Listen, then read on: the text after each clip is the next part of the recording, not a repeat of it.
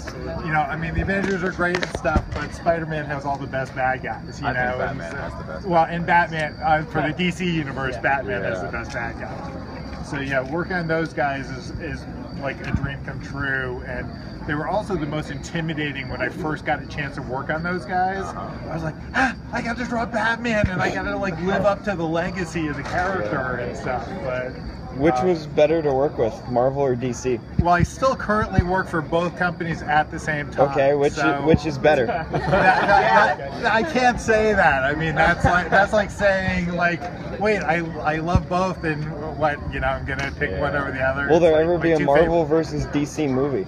Well, I've actually worked on a Marvel, Spider-Man, Batman, my two favorite characters. I worked on the Spider-Man, Batman crossover. So there was an official crossover between the two companies. That's actually happened several times. But now that it's Disney versus Warner Brothers, you never know. Or Fox, if it's or Fox if you're talking about Fantastic Four. They're already bringing Spider-Man from Sony over to Marvel. So that's actually, you know, something that's happening. So, you know, the cool thing is that there are so many possibilities that almost anything can happen. And like, I mean, just you see the movies now. I've been drawing this stuff for years, but to see it translated from a book, you know, a hand draw, and literally I draw this stuff by hand. Yeah. So I do something, drawing it by hand, and it gets turned into $1 billion movie. You know, it's like that's I could not have even imagined that a couple of decades ago. How awesome was it to work with Stan Lee? I've actually only worked with him a couple of times, but yeah, it's like it's one of those things. One of the coolest things about my job is I grew up reading comic books, and then I got to work with all these guys that I grew up with. Like, I actually worked with Roy Thomas, who created the Vision, who's in this movie. He created Ultron. I got to work with Roy Thomas. I got to work with Stan Lee. I got to work with a lot of, not every one of the legends I grew up with, but a lot of them. And it's kind of weird some people treat me that way now, which is kind of like, no, I'm just a normal guy. I just have a really cool job. So anybody want to ask me about the movie? Because I know a lot of the inside stuff that you guys may not know about. Does anybody have any questions about the film? The purple guy, what's happening with him? Thanos. Okay. Well, Thanos is, he's basically the overarching story behind all of the Marvel movies so far. And actually, Thor is bringing a lot of that story to the forefront in this. He's talking about the Infinity Gems. And basically, a lot of people are like, oh, it's just another gem, it's just a MacGuffin that doesn't mean anything. Actually, it means a lot. All of this stuff is building up to this major storyline, which I'm not going to give away all of it, and they'll probably change a lot of it by the time they get to the final movies. But all of this stuff is really a building process, and that's one of the genius things that Marvel has done in the movies, is that they're treating it like we do in the comic books, so that you can actually take like 50 years of history and keep building story on top of story on top of story to build a skyscraper or a planet or whatever. In this case, we're building a whole universe of stories that each one is like a puzzle piece that's fitting into another, that's building to a greater thing. And fortunately, I've worked on most of those stories, which is really cool. So, did they purposely set it up like that at the end to show you Captain America's whole team for Civil War? Well, that's not necessarily just for Civil War. That's actually more of an homage to what happened in the original Avengers when they were first created. They started with the big hitters. Like, they actually had the Hulk, Iron Man, Thor, Captain America were in the... Actually, Captain America was found in the second issue, I think, of the Avengers. But the big hitters were the start of the team. And then after actually just a couple of years, they disbanded them, and they came up with... Captain America was the leader of the new team, and he actually took like all the misfits and turned them into the Avengers. So the original misfit Avengers, I think they called them Cap's Misfits actually, were Scarlet Witch and Quicksilver, who actually apparently dies in this movie. It's a comic book story, so you can never count on anybody being dead. So the original team actually had Quicksilver, Scarlet Witch. Vision came later, though there's a reason why they had the Vision rescue the Scarlet Witch in this, because there's a lot of backstory between Scarlet Witch and the Vision in the comic books. Actually, I think Black Widow was in the team, Hawkeye was in the team, And the interesting thing is that Scarlet Witch and Quicksilver started out as X-Men bad guys working for Magneto's the evil mutants. But weren't they? And then Black Widow was actually a Russian assassin. She was a bad guy, and even Hawkeye started out as a bad guy. So every one of those started out as a bad guy, and then Cap basically took them on anyway and turned them into good guys, and it became the core of the new Avengers after the big guys like Iron Man and Hulk and Thor left. So that's what that has a lot more to do with that part of the Avengers than Civil War is a totally different story that's going to be happening in the next Captain America movie. Any other questions? You got want me to sign something? Yes. I had another question. Yes, go ahead. On the movie, for where the vibranium was that just supposed to hint towards Black Panther, or was it actually found there in the comics? Well, in the comic books, Wakanda is the only source of vibranium, and it always has been. But I was actually very surprised when I saw the movie that they mentioned Wakanda, they mentioned vibranium. Actually, the guy who lost his hand is going to become the villain Claw, who has a sonic power, a vibranium-powered sonic weapon on his arm. But they didn't show Black Panther yet. I'm like, they should have at least shown a clip of him on like a news talking about his devastated country or something. But that actually, I believe they're going to use Black Panther in the Civil War storyline. So that, I think, but I was actually quite surprised that they didn't at least give him a little guest shot in this film. But they referred to Wakanda a lot, so he's definitely being brought into the Marvel Universe. They're also working on, I think in the one of the last movies, they also mentioned Doctor Strange briefly, and they're working on a Doctor Strange movie now. I love the fact that Falcon did so well in the Winter Soldier movie, and now they're bringing him into the Avengers. So they're doing a lot of stuff with like really updating and keeping stuff flowing. So it's not just a rehash of the same thing we saw last movie. Do you think that DC is going to be able to do what Marvel did with these movies? From what I've heard from the DC guys is they're kind of almost doing the reverse of the Marvel movies. That the Marvel movies did a really slow build-up. They started with Iron Man, then they went to Captain America, they had the Hulk, and they were doing all these individual movies that were building up to the Avengers. And DC, on the other hand, is essentially, well, they pretty much always had Superman and Batman as their go-to guys. And the new movie, Dawn of Justice, which they're working on, is they're actually going to introduce Cyborg, which actually is a book I'm working on right now, Wonder Woman, Aquaman, are all being introduced in the next movie. So they're actually going to start with, instead of having a Wonder Woman movie and an Aquaman movie and a Cyborg movie, they're just going to throw them all at us right at the outset and then go from there. So I'm hoping it'll work well, and they've got a big act to follow with Marvel. And Marvel had years to do it, and DC's trying to get it all done very quickly.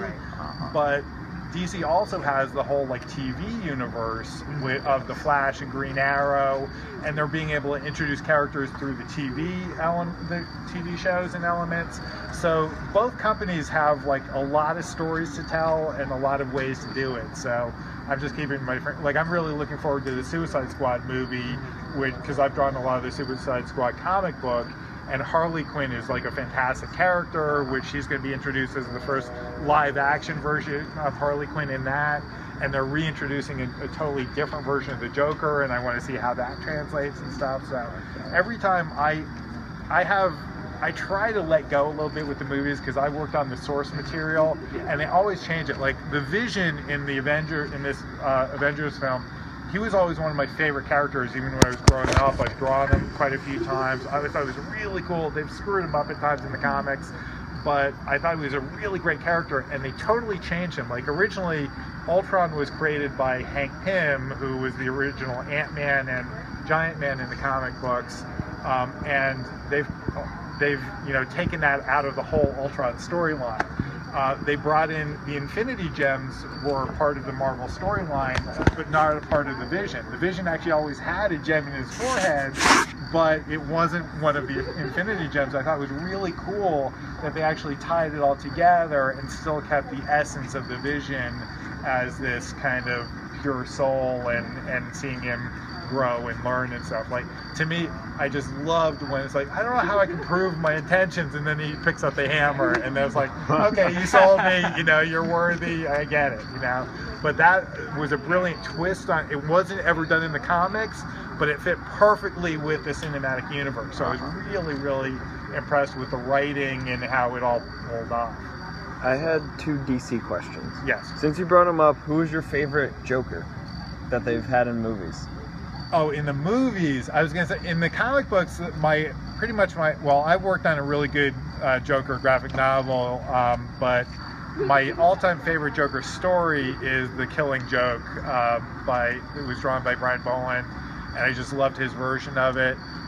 The movie versions, Heath Ledger was amazing, but I'm really looking forward to seeing the new version because it's different. It's a new take, and we're always trying to reinvent people forget that characters like the Joker have been around for like 75 years, and you can't do a 75-year-old clown in today's world. It doesn't work. So we have to constantly reinvent this stuff and update it, and that's one of the things. That's why in the comics we actually have about like a 10-year gap between reinventing the comics universes and updating them. So in DC, they've recently, just a few years ago, they started what's called the New 52, and they basically said, okay, we're resetting everything from scratch and starting it over again. And so we're doing, like, I've actually drawn, you know, bringing back the Joker before. I've drawn Bane defeated Batman at least twice. I drew both times. I've actually done multiple versions of like reboots of Spider-Man. So we're always reinventing this stuff, and we have to do the same thing in the films. So I'm really always looking forward to the next version of the character and see if they get it right. And sometimes they'll screw it up. You can't help that. But hopefully, you know, they'll keep working at it. And again, they've got, you know, it used to be that superhero movies, there was a really, really low bar of high quality. It's like just get it on screen and make it passable, and that's okay. That's great.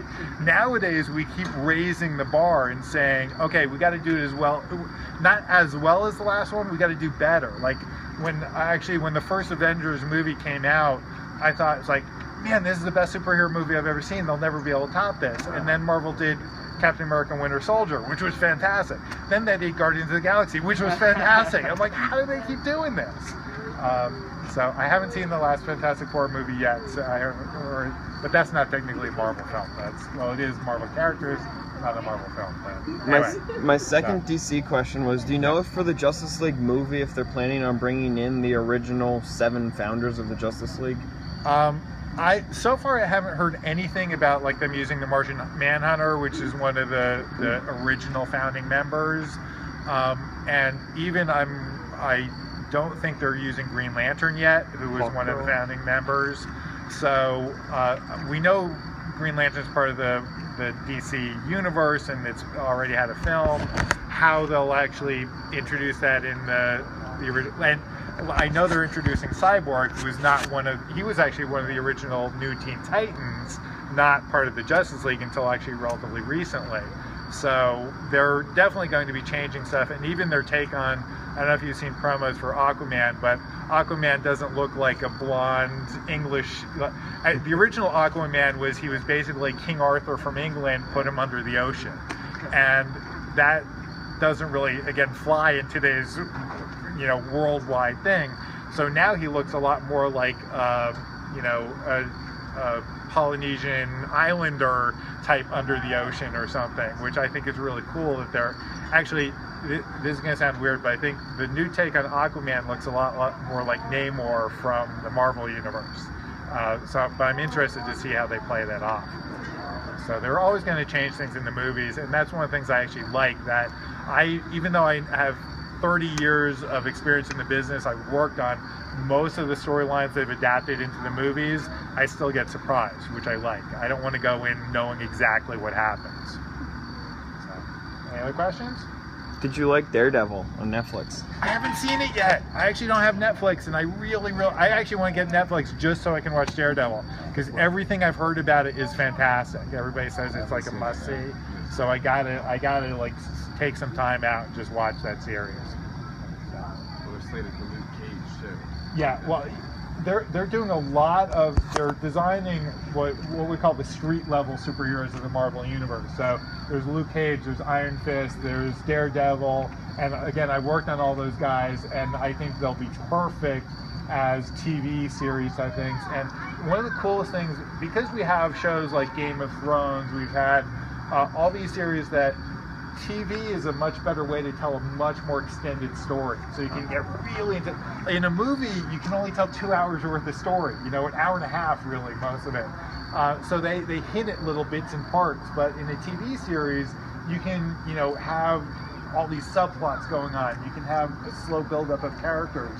So I'm really, really looking, and DC has actually been doing a great job with that, with shows like, you know, Arrow, and they've got Flash now, even Constantine I really like, Gotham. So DC's been doing it for a while. I'm glad that Marvel's starting to play catch up and say, hey, let's use TV for the less superpowered guys. Let's do them for, yeah, I mean, Luke Cage is pretty superpowered, but he was always designed to be a street level, like dealing with modern people and urban crime and city type environments, as opposed to let's deal with galactic enemies, you know. So it's like, yeah, we'll let Thor, you know, deal with that stuff.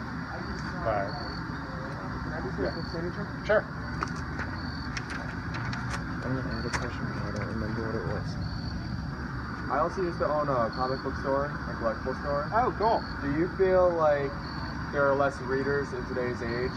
Actually, somebody was asking me that recently, and one of the cool things about comics is it's actually tough on the stores, because I think it's harder for people to just go and read the books, but they're starting to do a lot more online stuff.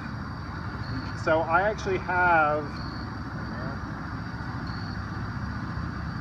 I'm drawing a quick Spider-Man here.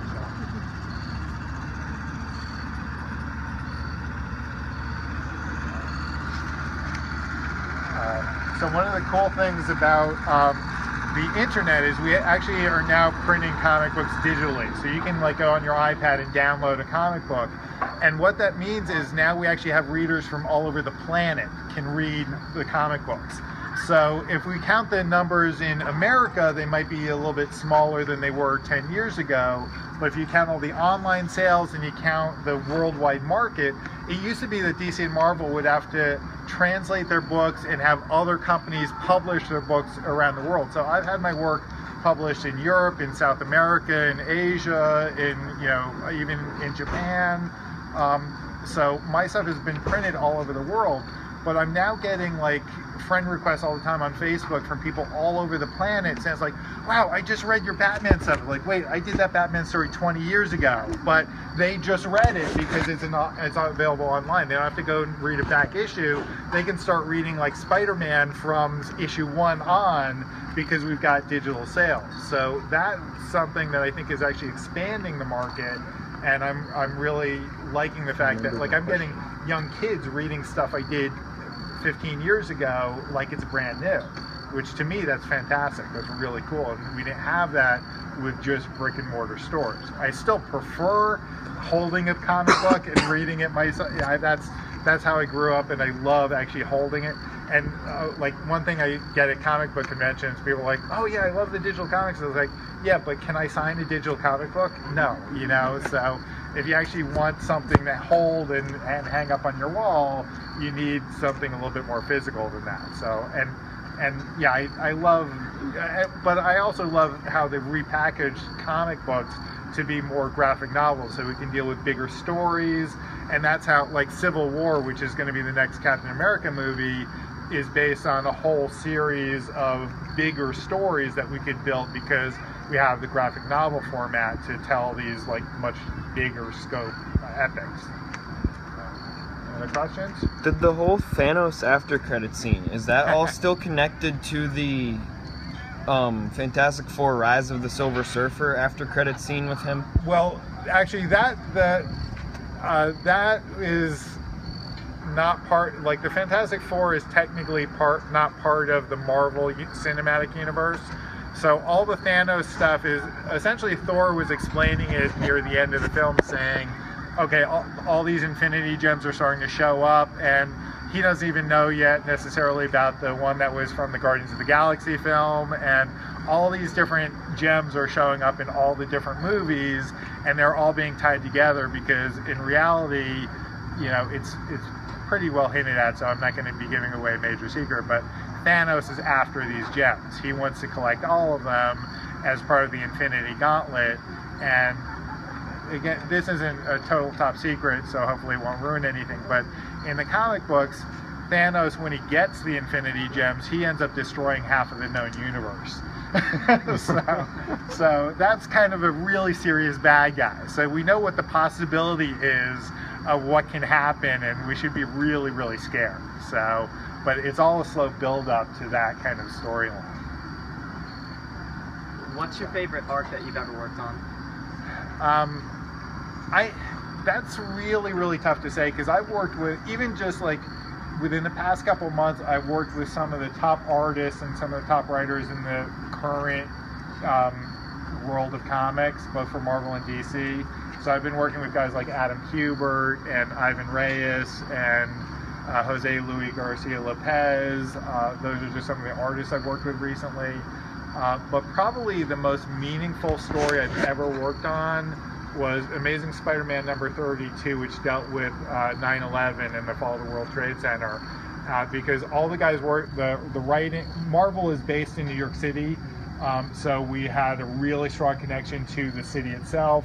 I lived in New York City for 14 years. The penciler, John Romita Jr., also grew up in New York City. His dad worked for Marvel before he did. The writer grew up in the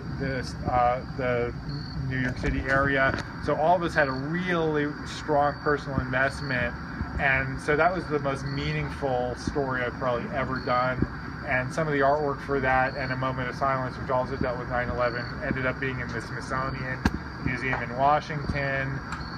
Also, a lot of the comic books I worked on for that story and that Heroes in A Moment of Silence, my sister-in-law ended up being a counselor in the tents at Ground Zero, helping all the workmen who were like dealing with the repercussions at the site. And she was having a hard time getting these guys to open up. So I gave her all my comic books to go to Ground Zero, and they were at the tents for the workmen, helping them deal with the aftermath and what they were having to deal with. So in all those different ways, that was probably the most important story I've ever done in my career so far. Anybody here actually like to draw? And actually, does anybody here read any comic books? No? It's okay. Okay, good, excellent. So, well, yeah, you had me sign stuff, so that makes sense. But yeah, so most people now know superheroes from the movies, but the movies are adapted from the original comic books, and that's what I still work on. One of the reasons why Marvel movies work so well is because when Marvel Studios started, they took the guys who had worked on the movies or on the comic books and brought them to the movies. Whereas one of the downsides I felt with when DC was doing movies, DC is actually owned by Warner Brothers and has been for a very long time, but they kept their movie division totally separate from their comics division. And until they actually started doing their animated series, there was a lot closer tie-in. But so when the guys were working on like a Batman movie, they may never have read a Batman comic book in their entire lives. Whereas when they started working on the Avengers movies and Iron Man, all the guys who were working on it had been working in comics for decades, and they were translating it over. So that's, to me, is why the Marvel Cinematic Universes work so well, because it's really grounded in the source material of the comics. And again, they're adapting it and changing it, but that backstory of 50 years of history is really getting up there on the screen. So every time they actually do a new Marvel movie or even a DC movie, there are all these little Easter eggs for people who actually read the comics and know what's really going on. So like I know all this stuff between like Vision and the Scarlet Witch, and I know the Thanos backstory stuff, and I know, so there's all these extra elements that get even more depth to what's already a really cool film. What are your thoughts on the upcoming Deadpool movie? That I think Ryan Reynolds is finally going to get it right as a superhero in that one, because he was, people forget, he was actually in Blade 3, He was in Green Lantern, and now he's going to be doing Deadpool. I think Deadpool's actually going to fit him properly. And I actually last year when I was at New York Comic Con, I was sitting next to Rob Liefeld, who created Deadpool, and he is very much looking forward to the upcoming movie.